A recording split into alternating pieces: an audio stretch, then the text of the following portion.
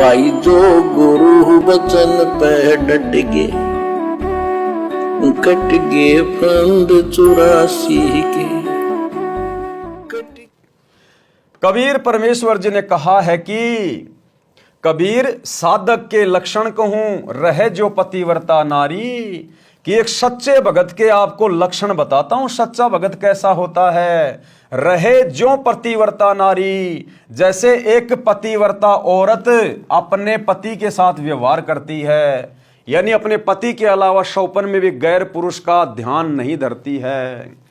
कहे कबीर परमात्मा को लगे आत्मा प्यारी। इसी प्रकार यदि कोई भगत भक्ति मार्ग पर अपने सतगुरु के अलावा अन्य किसी देवी देवता का ध्यान नहीं करता है, सतगुरु के बताए अनुसार हर भक्ति कर्म करता है, तो कहते हैं वो आत्मा सतगुरु यानी परमात्मा को बहुत प्यारी लगती है। और वह सतगुरु जिस पर इतना प्रसन्न हो जाएगा तो फिर कमी क्या छोड़ देगा उस आत्मा के लिए। कबीर भगत के लक्षण कहूं रहे जो पतिव्रता नारी, कहे कबीर परमात्मा को लगे आत्मा प्यारी।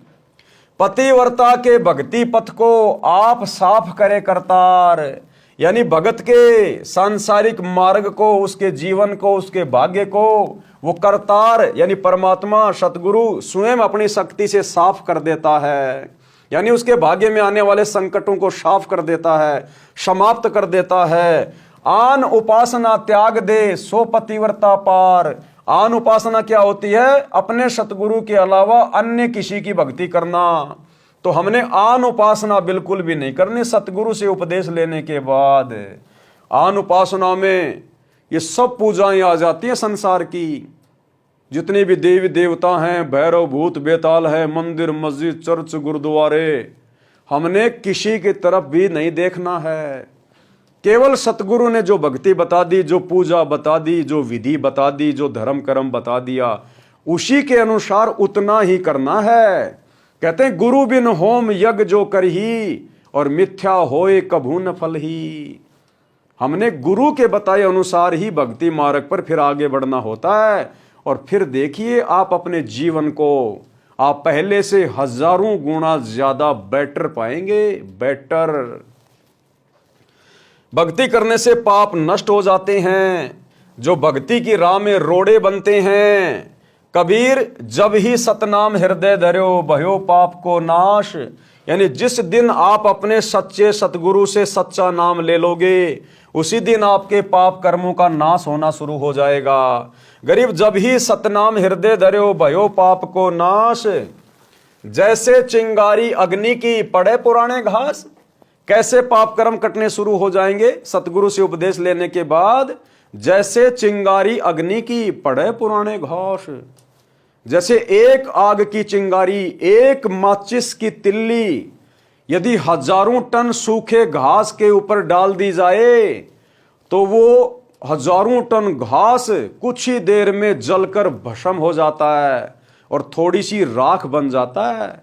इसी प्रकार सतगुरु का सतज्ञान, उसका भक्ति मंत्र, उसका उपदेश, उसकी साधना उस चिंगारी की तरह काम करता है, जो हमारे हजारों टन घास रूपी पाप कर्मों को जलाकर भस्म कर देता है। और फिर चलेगी हवा, वो राख भी कहीं न कहीं उड़ जाती है। तो इस प्रकार से सच्चे सतगुरु की शक्ति से, उसकी भक्ति से भगत के पाप कर्मों का नाश होता है। इसलिए पूर्ण गुरु से दीक्षा लेकर प्रत्येक स्त्री पुरुष बालक 3 वर्ष के पश्चात वृद्ध युवा को भक्ति अवश्य करनी चाहिए। चाहे स्त्री हो, चाहे पुरुष हो, चाहे बालक हो, कम से कम 3 साल का होने के बाद बच्चे को सतगुरु से उपदेश दिलवा देना चाहिए। क्योंकि 3 वर्ष के बाद बच्चा बोलने लग जाता है, समझने लग जाता है। वो जैसे भी अपना उठते बैठते माता पिता के साथ अपने मंत्र जाप करता रहेगा, आरती करता रहेगा। पहले हमारे को ये अज्ञानी धर्म गुरु, नकली साधु संत महात्मा हमारे को बहका दिया करते थे कि भक्ति तो बुढ़ापे में शुरू होती है। अरे बचपन में कोई भक्ति थोड़ी होती है, जवानी में कोई भक्ति थोड़ी होती है, ये तो खाने पीने खेलने कूदने के दिन हैं, भक्ति तो बुढ़ापे में होती है। क्या गारंटी है कि बुढ़ापे तक आप जीवित रहेंगे? अरे क्या गारंटी है कि बुढ़ापे तक आप जीवित रहेंगे? और कौन से धर्म के धर्मशास्त्र में लिखा है कि भक्ति बुढ़ापे में करनी चाहिए? ये तो ज्ञानहीन लोगों की मनमानी बातें हैं। परमात्मा का विधान है कि जैसे बच्चा 3 साल का हो जाए तुरंत सतगुरु से उपदेश दिलवा देना चाहिए। यदि उस बच्चे के भाग्य में संकट होगा, मृत्यु होगी, दुख होगा, सतगुरु उनको उस भक्ति के कारण बिल्कुल जलाकर भस्म कर देगा। आपके बच्चे की 100 वर्ष की आयु कर देगा परमात्मा। उसको कहते हैं भगवान। तो परमात्मा कहते हैं जिसको मनुष्य जन्म प्राप्त है, चाहे स्त्री है, पुरुष है, बच्चा है, बूढ़ा है, युवा है, तुरंत उनको भक्ति शुरू कर देनी चाहिए। भक्ति शुरू करने से, सतगुरु से जुड़ने से सतगुरु की शक्ति उनके साथ हो जाती है। और यदि उनके भाग्य में कोई संकट होगा, सतगुरु उनको समाप्त करता हुआ चलता है। इसलिए भक्ति और भगवान की आवश्यकता पड़ती है। पुण्य भी भक्ति की राह में बाधक है। अब जो पुण्य हैं वो कैसे भक्ति में बाधा उत्पन्न करते हैं? पूर्व जन्म के पुण्यों के कारण घर में धन होता है। आज जितने भी धनी आदमी हैं, राजा महाराजा, मंत्री प्रधानमंत्री हैं, इनके घर में जो इतनी सुख सुविधाएं हैं, धन है, वैभव, ये क्यों है? इनके पिछले जन्म की भक्ति के कारण है, पिछले जन्म के दान पुण्यों के कारण है। आज उनके घर में धन है, सुख है, सुविधाएं हैं, सर्व सुविधाएं होती हैं। किसी को राजपद प्राप्त होता है जो भक्ति में बाधक होता है। वह सुख उसको परमात्मा से कोसों दूर कर देता है।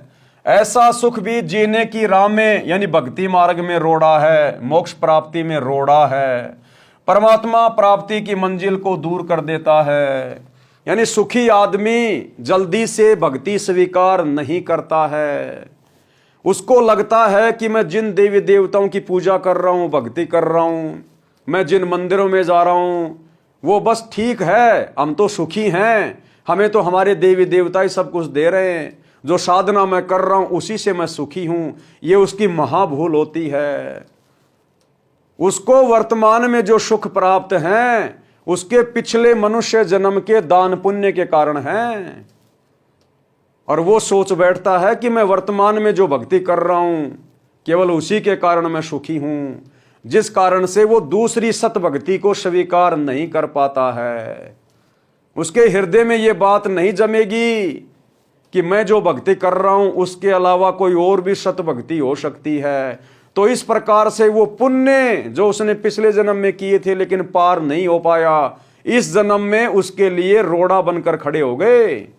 उसको समझने नहीं दे रहे वो पुण्य। उसी शास्त्र विरुद्ध साधना के ऊपर उसको आरूढ़ किए हुए हैं। उसके मन में ये भ्रम पैदा हो जाता है कि मैं तो जो बालाजी के मंदिर में जा रहा हूं, श्याम जी के जा रहा हूं, मैं देवी देवता पूज रहा हूं, माता जी पूज रहा हूं, नवरात्रे कर रहा हूं, बस इसी से मुझे सुख हो रहा है। तो वो पुण्य उसको सत भक्ति से नहीं जुड़ने देते। भाई जो गुरु बचन पे डट गए, कट गए फंद 84 के, कट गए फंद 84 के, कट गए फंद 84 के।